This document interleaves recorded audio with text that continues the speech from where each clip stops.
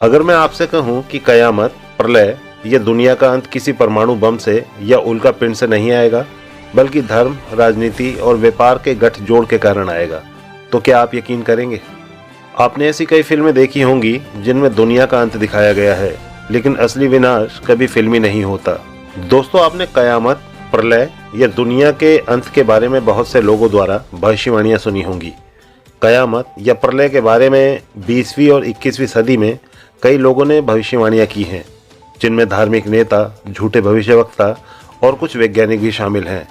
कुछ प्रमुख नाम मैं आपके साथ साझा कर रहा हूं, जैसे नास्त्रेदमस की भविष्यवाणियां जो 16वीं सदी की हैं, लेकिन 20वीं सदी में चर्चा में रहीं।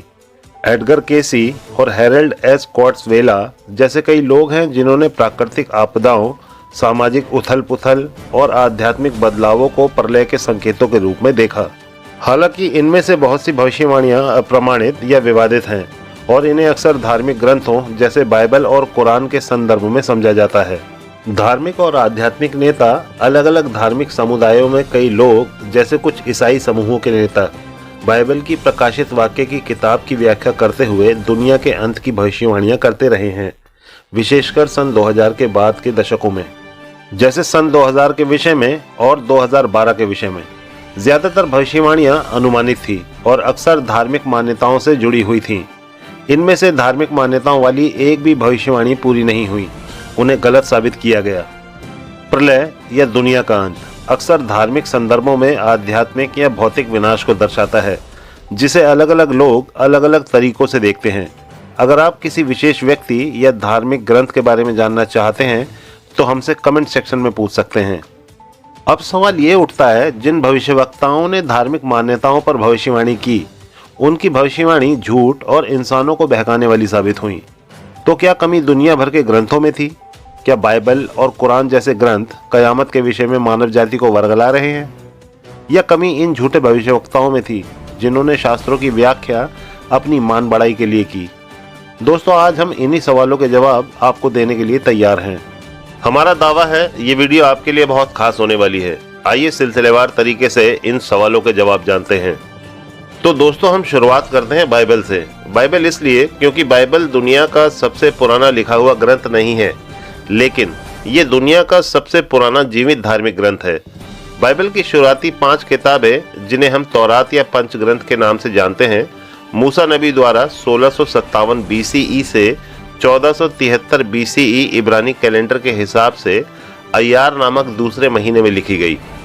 हालांकि सुमेरियन ग्रंथ जैसे गिलगमेश 2100 BCE का है, मिस्र के पिरामिड टेक्स्ट 2400 BCE के हैं, अकादी सुमेरियन धार्मिक लेख 3000 BCE से भी पहले के माने जाते हैं। लेकिन आज लोग इन ग्रंथों का अनुसरण नहीं करते, बल्कि ये ग्रंथ इतिहास बनकर दब गए हैं। इन सभी ग्रंथों के विपरीत बाइबल का 3500 सालों से लगातार लोगों द्वारा अनुसरण किया जा रहा है। इस आधार पर बाइबल दुनिया का सबसे पुराना, जीवित और लगातार इस्तेमाल में रहने वाला धार्मिक ग्रंथ है। कई प्राचीन सभ्यताओं के ग्रंथ संग्रहालयों में हैं, लेकिन बाइबल आज भी इंसानों के दिलों और जीवन में है। दोस्तों, हजरत मोहम्मद साहब भी बाइबल के पक्ष में थे। हजरत मोहम्मद साहब का स्टेटमेंट कुरान में दर्ज है। इस्लामिक उलेमाओं के अनुसार 5वीं सूरा अल-माइदा की 44 से 47 आयत में खुदा पाक हजरत मोहम्मद के जरिए नेक लोगों से और ईमान वाले मुसलमानों से हजरत ईसा और बाइबल का अनुसरण करने को कहते हैं। दोस्तों, बाइबल एक अजीब शब्द इस्तेमाल करती है, बड़ी वेश्या। लोग समझते हैं ये किसी औरत की बात है, लेकिन अगर ये औरत नहीं बल्कि एक सिस्टम हो तो आप क्या कहेंगे? जी हाँ दोस्तों, एक ऐसा सिस्टम जो धर्म के नाम पर चलता है, राजनीति के सहारे जीता है और व्यापार के जरिए फलता फूलता है। आज हम उसी सिस्टम को समझेंगे, बिना किसी धर्म का नाम लिए, लेकिन हर इंसान को आईना दिखाते हुए। क्या ये सच नहीं कि धर्म के नाम पर युद्ध हुए और हो भी रहे हैं? क्या ये सच नहीं कि धर्म के नाम पर जिहाद को जायज करार दिया गया, जैसा हम सीरिया और ईरान में देख रहे हैं? क्या ये सच नहीं कि धर्म के अंदर जाति भेद और वर्ण व्यवस्था ने समाज में नफरत फैलाई? क्या ये सच नहीं कि धर्म के नाम पर ट्रस्ट बने, पैसा इकट्ठा हुआ और उसी धर्म के अंदर व्यभिचार, बलात्कार और बाल यौन शोषण जैसे अपराध दबाए गए? मैं किसी एक धर्म की बात नहीं कर रहा, मैं हर उस जगह की बात कर रहा हूं जहां आस्था का इस्तेमाल सत्ता और पैसे के लिए किया जाता है। अब सवाल उठता है, बाइबल धर्मों में होने वाली ऐसी नीति को क्या कहती है? प्रकाशित वाक्य एक प्रतीक इस्तेमाल करती है, व्यभिचार। बाइबल में व्यभिचार सिर्फ शारीरिक पाप नहीं है, व्यभिचार का मतलब है विश्वासघात। जब कोई धार्मिक संस्था लोगों की आस्था बेचकर ताकत और धन कमाती है, बाइबल उसे नाजायज आध्यात्मिक यौन संबंध कहती है। इसलिए बड़ी वेश्या कोई औरत नहीं है, वो एक भ्रष्ट धार्मिक सिस्टम है जो राजनीति और व्यापार से मिलकर इंसानों की आस्था का सौदा करता है। धर्म क्या करता है? वो भावना देता है, डर, उम्मीद, स्वर्ग और नर्क। और व्यापार, वो उसी डर और भावना पर माल बेचता है। त्योहार क्यों जरूरी होते हैं? क्योंकि भावनाएं बिकती हैं। धर्म कहता है ये पवित्र है, राजनीति कहती है ये हमारी पहचान है, और व्यापार कहता है अब हमारा सामान खरीदो। कृपया मेरे साथ स्क्रीन पर ये वचन पढ़िए, प्रकाशित वाक्य अध्याय 18 और उसका 9, 10 और 11 वचन। और पृथ्वी के राजा जिन्होंने उसके साथ नाजायज यौन संबंध रखे और शर्मनाक अय्याशी की, जब उसके जलने से उठने वाला धुआं देखेंगे तो उसके लिए रोएंगे और दुख के मारे छाती पीटेंगे और इस डर से दूर खड़े रहेंगे कि कहीं उन्हें भी उसकी तरह ना तड़पाया जाए। और कहेंगे, हाय महानगरी बेबीलोन, हाय तेरे साथ कितना बुरा हुआ। तू जो मजबूत नगरी थी, एक ही घड़ी में तुझे सजा मिल गई। पृथ्वी के सौदागर भी उसके लिए रोएंगे और मातम मनाएंगे, क्योंकि उनका सारा माल खरीदने वाला कोई नहीं रहा। दोस्तों, कुरान में और बाइबल में नमरूद नाम के शासक का जिक्र मिलता है, जो बेबीलोन का सबसे पहला शासक था। निम्रोद या नमरूद बहुत अहंकारी राजा था। उसने अपने आप को इतना ऊंचा किया कि अपने आप को खुदा घोषित कर दिया। यहीं से उपासना या इबादत करने का वो तरीका शुरू हुआ जहां इंसानों में जो ताकतवर होता वही उस इलाके का देवता बन जाता और मरने के बाद उसकी पूजा शुरू हो जाती। यहीं से इंसानों ने ईश्वर के बजाय देवताओं, यानी जिन शक्तिशाली शासकों को इंसानों ने देवता मान लिया था, उनकी पूजा करने लगे और सच्चे खुदा का इनकार किया। इसलिए बाइबल पूरी दुनिया में फैले धार्मिक सिस्टम को बड़ा बाबुल यानी बड़ा बेबीलोन कहती है, जहां से आस्था के बाजार की शुरुआत हुई। इसलिए जब प्रकाशित वाक्य के 18वें अध्याय में बाइबल कहती है कि जब धर्मों का साम्राज्य गिरता है, यानी बड़ा बेबीलोन गिरता है, तो वो कहती है व्यापारी रोते हैं। सोचिए, अगर सिर्फ ये धर्म होता तो व्यापारी क्यों रोते, और अगर ये सिर्फ राजनीति होती तो व्यापारी क्यों रोते? वे इसलिए रोते क्योंकि आस्था का बाजार बंद होने वाला था। आइए जानते हैं ये धार्मिक सिस्टम या ये आस्था का बाजार कैसे बंद होगा। अब हम उस मुख्य बिंदु पर पहुंचते हैं जहां हमने वीडियो की शुरुआत की थी। जी हाँ दोस्तों, तो आखिर कयामत या प्रलय आएगी कैसे? तो दोस्तों, अब हम बिना इंतजार के आपको शास्त्र से बताते हैं कि बाइबल इस बारे में क्या कहती है, कयामत कैसे आएगी। पहले समाज बदलता है, फिर धर्म सवालों से डरने लगता है, फिर राजनीति धर्म को ढाल बना लेती है, फिर व्यापार जगत दोनों को इस्तेमाल करता है, और जब सत्ता को धर्म की जरूरत नहीं रहती तो वही सत्ता उसी धर्म को कुचल देती है। दोस्तों, अब मैं बाइबल के उस हिस्से पर बात करूंगा जो रूहानियत, रहस्यवाद और गहरे आध्यात्म से सराबोर है। मेरा दावा है आपको बाइबल के इस हिस्से को जानकर यह एहसास हो जाएगा कि आध्यात्म किसी धर्म का मोहताज नहीं है, और न ही बाइबल किसी धर्म का पक्ष करती है। न ये यहूदी धर्म के पक्ष में है और न ईसाई धर्म के। ये दोनों पंथ इंसानों ने अपनी पहचान के लिए बनाए हैं। बाइबल इनका समर्थन नहीं करती। पूरी बाइबल में 1189 अध्याय और 31,102 आयतें हैं। मेरा दावा है कोई मुझे एक भी ऐसी आयत दिखा दे जहां ये लिखा हो खुदा ने अपने नबियों के जरिए ये कहा हो कि यहूदी धर्म के लोगों को ये निर्देश देना और ईसाई धर्म के लोगों को ये निर्देश देना। दोस्तों, मैंने व्यक्तिगत रूप से इस शास्त्र को पढ़कर ये जाना है कि ये शास्त्र इंसानों को गहरे मानव अधिकारों का, विवादों को कैसे निपटाए, पूरी पृथ्वी पर बेहतर नागरिक कैसे बने, इंसान मानवीय सुखों का आनंद लेते हुए आध्यात्मिक जीवन कैसे व्यतीत करे और भविष्य के लिए सच्ची और पक्की आशा की समझ प्रदान करता है। दोस्तों, अगर बाइबल किसी धर्म का पक्ष करती तो यहूदी और ईसाई धर्म में एकता होती। दोनों एक दूसरे के दुश्मन नहीं होते। एक शब्द में कहूँ तो बाइबल मानव धर्म को बढ़ावा देती है और इंसान को बेहतर इंसान बनने की प्रेरणा देती है। दोस्तों, ये तो था बाइबल का परिचय। अब हम आते हैं अपने मुद्दे पर। दोस्तों, बाइबल में यूहन्ना नाम के व्यक्ति थे। ये यूहन्ना बपतिस्मा देने वाले यूहन्ना नहीं थे। ये यूहन्ना प्रकाशित वाक्य की किताब के लेखक थे। यूहन्ना ने अपनी बाकी किताबों में प्यार पर बहुत जोर दिया है, लेकिन इसका यह मतलब नहीं कि वो प्रकाशित वाक्य जैसी दमदार किताब नहीं लिख सकते थे। प्रेरित यूहन्ना द्वारा लिखी गई प्रकाशित वाक्य का विषय यूहन्ना नबी की बाकी किताबों के विषय से अलग था। यूहन्ना नबी दर्शनों में ऐसी अजीबोगरीब चीजें देखते हैं जो उन्होंने पहले कभी नहीं देखी थी। इस किताब का भविष्यवक्ताओं की बाकी किताबों के साथ बढ़िया तालमेल है, जो ये पुख्ता करता है कि ये वाकई सच्ची किताब है। सबसे पुराने सबूतों के मुताबिक यूहन्ना नबी ने प्रकाशित वाक्य की किताब रोमियों द्वारा यरूशलेम के विनाश के करीब 26 साल बाद लिखी, यानी लगभग सन 96 में। उस वक्त सम्राट डोमेशियन की हुकूमत का आखिरी दौर चल रहा था। डोमेशियन जब सम्राट बना, सम्राट बनने पर उसने अपनी प्रजा से मांग की कि वे उसे ईश्वर मानकर उसकी पूजा करें। जो लोग दूसरे देवी देवताओं की पूजा करते थे, उन्हें सम्राट की पूजा करने में कोई ऐतराज नहीं था, लेकिन शुरू के मसीहों को, जो सिर्फ सच्चे खुदा के मानने वाले थे, उन्हें यह बिल्कुल भी गवारा नहीं था कि वे खुदा को छोड़कर किसी इंसान की पूजा करें। नतीजा, डोमेशियन की हुकूमत सन 81 से 96 के आखिर में मसीहों पर जुल्मों की भयंकर आंधी चल पड़ी। माना जाता है कि डोमेशियन ने ही यूहन्ना नबी को देश निकाला देकर पतमुस द्वीप पर कैद किया था।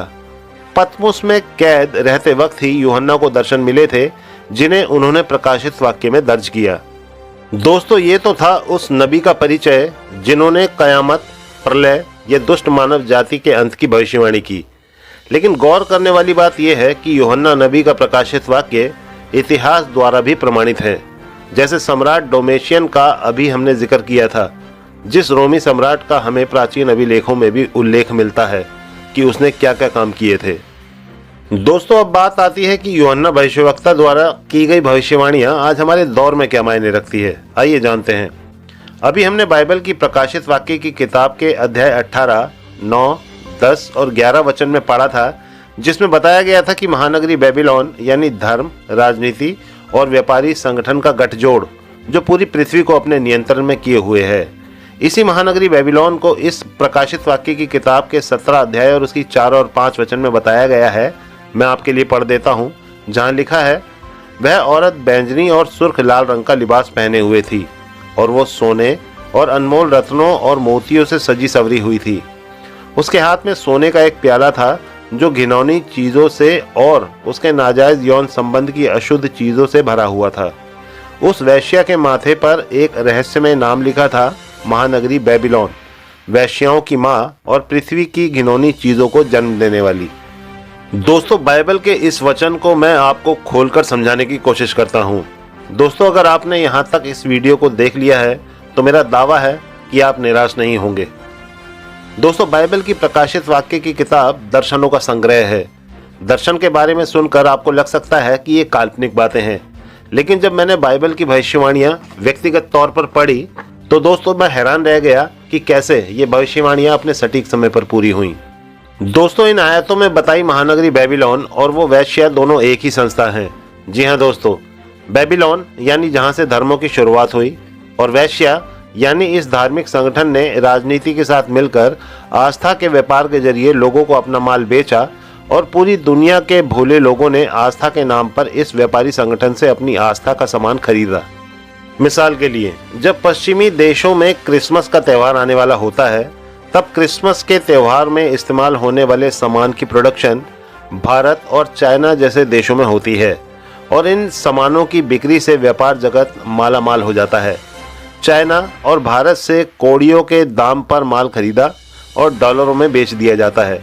यानी धर्म आस्था के नाम पर ग्राहक इकट्ठे करता है, राजनीति धर्म को बढ़ावा देते हुए व्यापार को व्यवस्थित करती है। और दोस्तों, इतिहास गवाह है, धर्म के नाम पर जितने भी त्यौहार मनाए जाते हैं, इनसे व्यापारी संगठन का बहुत बड़ा मुनाफा होता है। दोस्तों सोचो, अगर इस दुनिया में जितने भी बड़े त्यौहार अगर ना हो या ना मनाए जाएं, तो क्या इन व्यापारियों का माल बिकेगा? जवाब आप जानते हैं। भारत में राजधानी दिल्ली में कनॉट प्लेस में आपने वर्ल्ड ट्रेड सेंटर जरूर देखा होगा। वर्ल्ड ट्रेड सेंटर एक ब्रांड या नेटवर्क है जिसे नियंत्रित करता है वर्ल्ड ट्रेड सेंटर एसोसिएशन, जिसका मुख्यालय न्यूयॉर्क में है। ये वर्ल्ड ट्रेड सेंटर वही इमारत है जिस पर लादेन ने जहाज से टक्कर मारी थी। वर्ल्ड ट्रेड सेंटर कोई वैश्विक सरकार नहीं है, यह एक निजी व्यापारिक नेटवर्क है जिसे अलग अलग देशों में स्थानीय निजी कंपनियां संचालित करती है। दोस्तों, त्यौहार इतने आकर्षक बनाए जाते हैं कि लोग त्यौहार में इस्तेमाल होने वाली छोटी से छोटी चीजें खरीदते हैं। तो दोस्तों, धार्मिक संगठन, राजनीतिक संगठन और व्यापारी संगठन ये साथ मिलकर काम करते हैं। इस धार्मिक, राजनीतिक और व्यापारी सिस्टम को बाइबल बड़ी वेश्या कहती है। इस दुनिया में युद्धों का कारण धर्म है। दुनिया भर के व्यापारी मालामाल हुए त्योहारों पर अपना माल बेचकर, जिसका कारण भी धर्म है। दुनिया भर के राजनीतिक संगठन धर्म संचालित करता है। इसका नतीजा व्यापारी मालामाल, जनता कंगाल। राजनीति से आम आदमी को लाभ आप जानते ही हैं। राजनीति से किसे लाभ होता है ये भी आप भली भांति जानते हैं। निष्कर्ष, भ्रष्ट धार्मिक संगठन, राजनीतिक संगठन और व्यापारिक संगठन, इन तीनों के नाजायज संबंध को बाइबल व्यभिचार कहती है, यानी नाजायज यौन संबंध। दोस्तों, यूहन्ना भविष्यवक्ता की भविष्यवाणी का हमने अभी एक भाग जाना। हमने जाना बड़ा बेबीलोन और बड़ी वेश्या क्या है। हमने जाना ये एक धार्मिक सिस्टम है। धर्म आस्था के जरिए ग्राहक इकट्ठे करता है, राजनीति बजट बनाती है और व्यापारी अपना माल बेचकर मालामाल हो जाते हैं। भविष्यवाणी के इस भाग में हम ये भी जान पाए कि इस भ्रष्ट सिस्टम के प्रति ईश्वर का नजरिया क्या है। अब हम बात करेंगे भविष्यवक्ता यूहन्ना कैसे काबिल हुए भविष्यवाणी करने के। हालांकि आज नास्तिकवाद ने यह दावा किया है कि दुनिया भर के ग्रंथ और दर्शन सब झूठे और काल्पनिक हैं। तो अब सवाल ये उठता है, क्या यूहन्ना नबी की भविष्यवाणियों पर विश्वास किया जा सकता है? आइए जानते हैं। दोस्तों, पहले तो हम ये समझते हैं कि नबी या भविष्यवक्ता कौन होते हैं। नबी या भविष्यवक्ता वो व्यक्ति होता है जिससे भविष्य में होने वाली घटना पहले से पता चल जाती है। तो अब आपके मन में सवाल उठ रहा होगा कि उस व्यक्ति को भविष्य में होने वाली घटना कैसे पता लगती है। बाइबल में एक शब्द इस्तेमाल हुआ है, नबूवत। इस शब्द को आप BSI की बाइबल में पढ़ सकते हैं। नबूवत यानी नबी होने का भाव या नबी होने का एहसास। अब सवाल ये उठता है कि एक व्यक्ति को कैसे पता चलता है कि वो एक भविष्यवक्ता है। दोस्तों, उर्दू भाषा के दो शब्द हैं, एक वज्द और एक बिशारत। पहले हम वज्द के बारे में बात करेंगे। दोस्तों, वज्द अरबी फारसी मूल का शब्द है, जिसका मतलब होता है अंतरात्मा में उठने वाली तीव्र आध्यात्मिक अनुभूति। सूफी मत में वज्द उस अवस्था को कहते हैं जब इंसान ईश्वर की याद में खुद से बेखबर हो जाता है। दिल पर ईश्वर प्रेम का ऐसा असर होता है कि आंखों से आंसू बहने लगते हैं, शरीर कांप सकता है, कभी कभी समाधि जैसी अवस्था भी हो जाती है, यानी गहन आध्यात्मिक अनुभूति। अभी हमने वज्द का मतलब जाना, जो कि एक गहरी आध्यात्मिक अवस्था है। अब हम बिशारत के बारे में बात करेंगे। बिशारत के लिए हम बाइबल से कुछ वचन पढ़ेंगे ताकि हम समझ सकें कि बिशारत क्या है। बाइबल की प्रेषितों नाम की किताब के 2 अध्याय की 16-17 आयत कहती है, परमेश्वर कहते हैं, आखिरी दिनों में मैं हर तरह के इंसान पर अपनी पवित्र शक्ति उड़ेलूंगा। तुम्हारे बेटे बेटियां भविष्यवाणी करेंगे, तुम्हारे जवान दर्शन देखेंगे, तुम्हारे बुजुर्ग खास सपने देखेंगे। तो दोस्तों, बिशारत यानी खास तरह के सपने। ये सपने नॉर्मल सपनों जैसे नहीं होते, बल्कि ये ईश्वर प्रेरित होते हैं और खुदा किसी खास मकसद के लिए अपने भविष्यवक्ताओं से सपनों के जरिए बात करता है, ऐसा बाइबल कहती है। बाइबल ये भी बताती है कि कई भविष्यवक्ताओं की वज्द इतनी भारी थी कि उन्हें खुली आंखों से भी मेराज हुई थी, यानी स्वर्गारोहण, और यूहन्ना नबी उन्हीं भविष्यवक्ताओं में से एक थे। ऐसा उनके दर्शनों को पढ़कर समझा जा सकता है। प्रकाशित वाक्य अध्याय 1 और उसकी 10 आयत में यूहन्ना इस बात को स्वीकार करते हैं। वो लिखते हैं, मैं पवित्र शक्ति से उभारे जाने पर प्रभु के दिन में पहुंच गया, यानी कयामत आने से ठीक पहले के समय में। यूहन्ना नबी के कहे अनुसार ये बात सन 96 की है, जब यूहन्ना नबी पतमुस द्वीप पर कैद थे। यूहन्ना कहते हैं कि वो पवित्र शक्ति से उभारे जाकर दर्शनों के माध्यम से सन 96 से 21वीं सदी में पहुंच जाते हैं, यानी उन्हें दिखाया जाता है कि कयामत आने से पहले पृथ्वी पर हालात कैसे होंगे। ये सब उन्हें दर्शनों के माध्यम से दिखाया जाता है। यूहन्ना जब उन दर्शनों के बारे में लिखते हैं जो उन्होंने देखे थे, तो वो इन दर्शनों के बारे में प्रकाशित वाक्य 17:1 में बताते हैं, जिन 7 स्वर्गदूतों के पास 7 कटोरे थे, उनमें से एक ने आकर मुझसे कहा, आ, मैं तुझे दिखाऊंगा कि उस बड़ी वेश्या को क्या सजा मिलेगी जो पानी की बहुत सी धाराओं पर बैठी हुई है। इस दर्शन में एक स्वर्गदूत उन्हें उस बड़ी वेश्या का मतलब समझाने आता है जो पानी की बहुत सी धाराओं पर बैठी हुई है, यानी दुनिया भर में उसका साम्राज्य फैला हुआ है। प्रकाशित वाक्य 17:3 में यूहन्ना बताते हैं, और वो स्वर्गदूत मुझे पवित्र शक्ति की ताकत से एक वीराने में ले गया।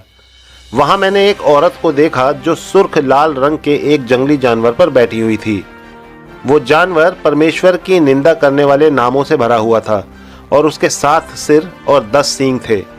स्वर्गदूत यूहन्ना को बताता है, ये जो औरत है ये वही वेश्या है जिसे सजा मिलनी तय है, और ये जो जंगली जानवर है जिसके 7 सिर और 10 सींग है, उस जंगली जानवर का रहस्य मैं तुम्हें बताता हूँ। प्रकाशित वाक्य अध्याय 17, 9, 10 और 11 में यूहन्ना लिखते हैं, स्वर्गदूत यूहन्ना को बताता है इस बात को समझने के लिए बुद्धि चाहिए, और इनका मतलब है, यानी इन 7 सिरों का मतलब है 7 राजा। 5 गिर चुके हैं, एक मौजूद है और एक अभी तक आया नहीं। स्वर्गदूत यूहन्ना को बताता है कि 7 राजा यानी 7 विश्व शक्तियाँ दुनिया में शुरुआत से लेकर कयामत तक रहेंगी। वो स्वर्गदूत बताता है 5 विश्व शक्तियाँ गिर चुकी हैं। दोस्तों, यूहन्ना के समय में विश्व शक्ति रोम का शासन था और इजराइल में रोमी सम्राट डोमेशियन शासन कर रहा था, और उसी के शासनकाल में यूहन्ना को कैद हुई थी। और जो 5 विश्व शक्तियाँ गिर चुकी थीं उनके नाम मैं आपको बताता हूँ। दोस्तों, इतिहास गवाह है, पहली विश्व शक्ति थी मिस्र। मिस्र के पिरामिड दुनिया के 7 अजूबों में से एक हैं। दूसरी विश्व शक्ति अशूर थी। अशूर या असीरिया अपने क्रूर व्यवहार के लिए प्रसिद्ध थी। तीसरी विश्व शक्ति थी बेबीलोन, जिसका सम्राट नबूकदनेस्सर था। चौथी विश्व शक्ति थी मादी फारस। मादी फारस, जिसका विश्व सम्राट साइरस द ग्रेट था, उसकी हुकूमत भारत पर भी थी। मादी फारस का शासन 200 साल तक कायम था। 334 BCE में दारा थर्ड, जिसे हम कोडोमेनस नाम से भी जानते हैं, को हराकर सिकंदर महान विश्व सम्राट बनकर सामने आया, और यही वो 5वीं विश्व शक्ति थी जो गिर चुकी थी। क्योंकि जब यूहन्ना भविष्यवक्ता प्रकाशित वाक्य की किताब लिख रहे थे तब विश्व शक्ति रोम की हुकूमत थी।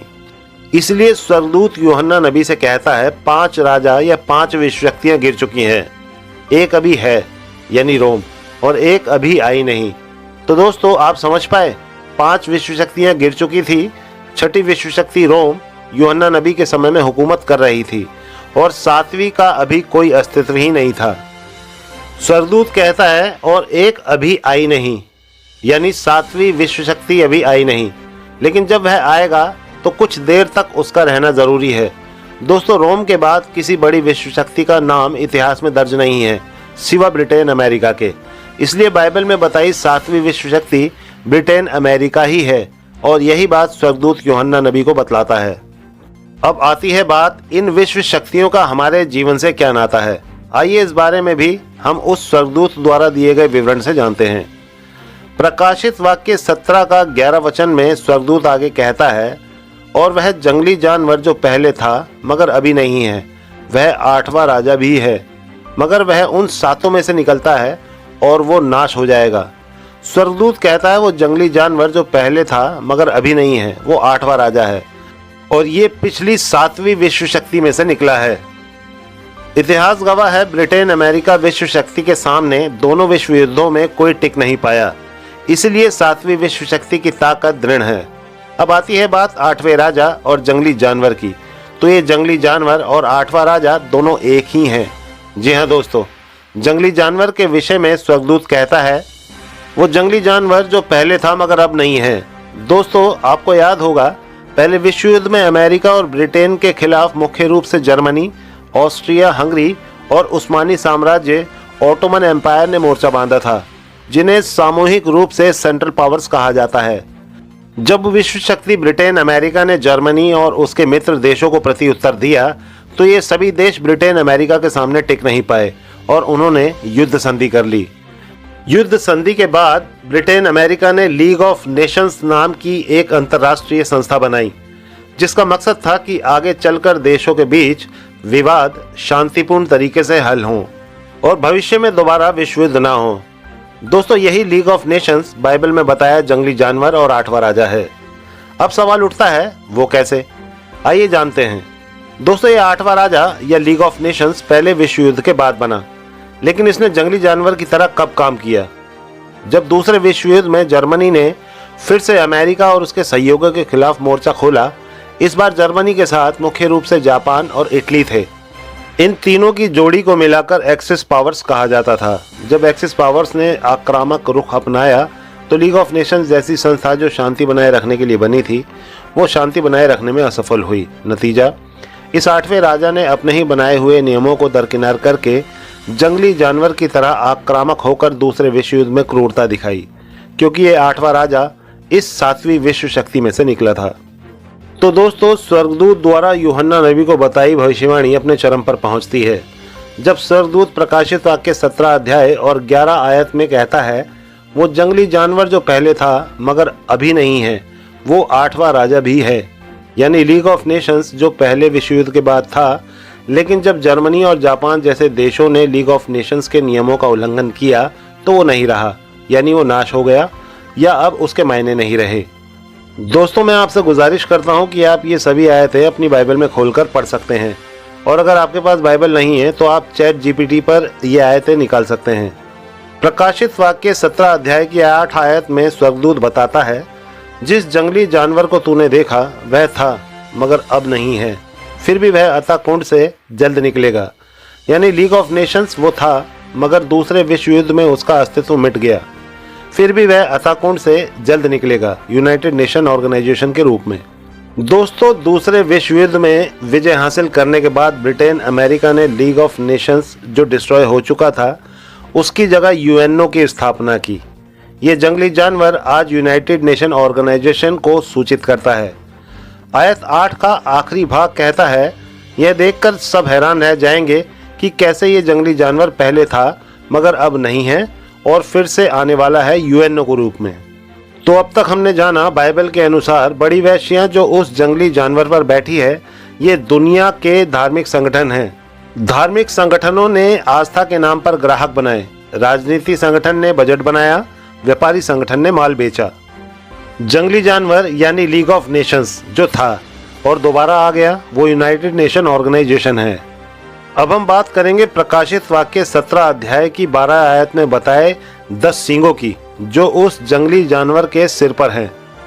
बाइबल में गिनती 10 का मतलब संपूर्ण होता है, तो जब स्वर्गदूत कहता है जंगली जानवर के 7 सिर और 10 सींग है, तो इसका मतलब 7 सिर यानी 7 विश्व शक्तियाँ, यानी अब कोई 8वीं विश्व शक्ति जन्म नहीं लेगी। जंगली जानवर यानी यूएनओ यानी 8वां राजा, जिसे ब्रिटेन अमेरिका ने अधिकार सौंपा है, और वे 10 सींग यानी पृथ्वी के संपूर्ण देश जो यूएनओ के अधीन हैं, जिनकी संख्या अभी 193 है। तो दोस्तों, अब सवाल उठता है कि आज से करीब 2000 साल पहले जब ब्रिटेन अमेरिका विश्व शक्ति का दूर तक अता पता भी नहीं था, तब बाइबल इस 7वें राजा का विवरण देती है। आप क्या कहते हो, यह अद्भुत बात है या नहीं? तो अब एक सवाल और उठता है, परमेश्वर को इस 7वीं विश्व शक्ति का विवरण दर्ज करवाने की क्या जरूरत पड़ी? आइए जानते हैं। दोस्तों, अब हम वीडियो के आखिरी पड़ाव पर पहुंच गए हैं। प्रकाशित वाक्य 17 अध्याय और उसकी 16, 17 और 18 आयत में स्वर्गदूत यूहन्ना नबी से और हमसे कहता है, और जो 10 सींग तूने देखे वे और वो जंगली जानवर यानी यूएनओ और जितने देश यूएनओ के अधीन हैं, ये सब उस वैश्या से नफरत करेंगे। वैश्या यानी धार्मिक संगठन। अब मज़ेदार बात यह है, 10 सींग यानी जितने भी देश यूएनओ के अधीन हैं, जंगली जानवर यानी यूएनओ उस वैश्या यानी धार्मिक संगठन से नफरत करेंगे। सीधे शब्दों में अगर कहें तो जितने भी देश यूएनओ के अधीन या यूएनओ के सदस्य हैं और यूएनओ दुनिया के धार्मिक संगठनों से नफरत करेंगे। इसका कारण भी स्पष्ट है, क्योंकि क्या ये सच नहीं धर्म के नाम पर बड़े बड़े युद्ध हुए? क्या ये सच नहीं कि धर्म के नाम पर हिंसा हुई? क्या ये सच नहीं कि धर्म के नाम पर भेदभाव और जाति वर्ण व्यवस्था बनी, जिसने मानव अधिकारों की धज्जियां उड़ा दी? सीरिया, गाजा और इजराइल धर्म के नाम पर करा रहे हैं। क्या ये सच नहीं कि भारत सैकड़ों सालों से धर्म के नाम पर करा रहा है? बाइबल कहती है यही कारण है जब ब्रिटेन अमेरिका बड़ी वैश्या यानी धार्मिक संगठनों को तबाह, नंगा और बर्बाद कर देगा। यानी यूएनओ सभी धार्मिक संगठनों पर पाबंदी लगाएगा, क्योंकि सभी विवादों की जड़ धार्मिक संगठन ही रहे हैं। और यही वो वक्त होगा जो बहुत भयानक होगा, जिसका कारण लोगों की आस्था पर गहरी चोट पहुंचेगी और लोग उपासना के लिए अपने धार्मिक स्थलों पर इकट्ठा नहीं हो पाएंगे, क्योंकि जंगली जानवर सभी धार्मिक संगठनों पर पाबंदी लगाएगा, ऐसा बाइबल कहती है। बाइबल के अनुसार यही वो वक्त होगा जब किसी भी घड़ी विनाश या कयामत आ जाएगी। प्रकाशित वाक्य अध्याय 16 और आयत 15 में लिखा है, जहां परमेश्वर, खुदा, अल्लाह या गॉड कहते हैं, देख मैं एक चोर की तरह आ रहा हूँ। सुखी है वो जो जागता रहता है, यानी आध्यात्मिक रूप से, और अपने कपड़ों की चौकसी करता है, यानी अपने ईमान की हिफाजत करता है, ताकि खुदा के सामने नंगा ना फिरे और लोग उसकी शर्मनाक हालत ना देखें। दोस्तों, तकनीकी खराबी के कारण वीडियो रिलीज़ करने में थोड़ा डिले हो गया, इसके लिए हम आपसे माफ़ी चाहते हैं। लेकिन अगर आपको ये वीडियो पसंद आया हो तो प्लीज़ हमारे चैनल को सब्सक्राइब ज़रूर करें, क्योंकि हमारा चैनल रिसर्च बेस्ड होता है और बहुत मेहनत लगती है। तो अगर आप सब्सक्राइब करते हैं और लाइक करते हैं, कमेंट करते हैं तो हमें अच्छा लगता है, प्रोत्साहन मिलती है। तो प्लीज़ हमारे चैनल को सब्सक्राइब करना ना भूलें। धन्यवाद।